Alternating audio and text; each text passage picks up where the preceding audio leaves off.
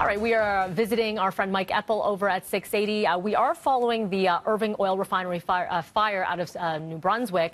But the big question, and I don't know if you'll have that answer this early, is what it's going to do to gas prices. Good morning, Mike. Yeah, good morning, Melanie. The expectation is that it will have a ripple effect through the retail market, and expect prices to go up because that Irving oil plant is massive, one of the largest on the eastern seaboard, and they've shut the whole thing down following the explosion at the diesel operations just for safety reasons. They got to find out what went wrong.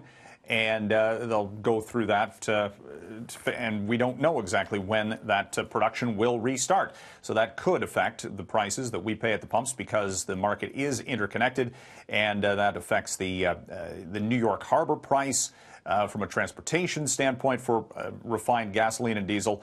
So not going to go up likely tomorrow, but perhaps later in the week. By how much? At this point, we are not yet sure.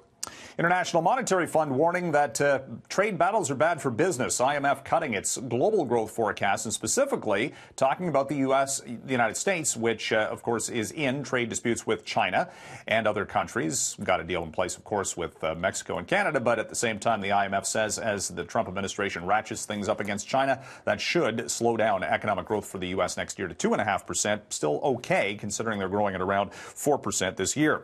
From the marijuana files, Canopy Growth, the largest of the cannabis producers in the country. It operates the Tweed brand, among others, getting Health Canada approval to expand its greenhouse space by another 1.1 million square feet. So all the talk that later this month, when the cannabis market opens to the retail component, there's actually going to be a lack of supply. So the cannabis companies are looking to expand how much they can actually grow. Quebec, meantime, looking at the strictest rules for cannabis consumption. The new Francois Legault government will not be allowing any home-grown in the province, and the legal age limit will be 21, one of the highest in the country.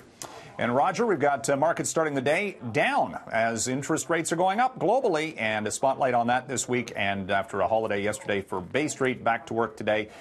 Toronto market could see a little bit of a slump at the opening bell. Wall Street pointing to a drop of about 100 points for the Dow. So much for giving thanks. I know. That's how it works. Sometimes you come over with that turkey leftover or hangover. Thank you very much, Mike. Have a great one. You too.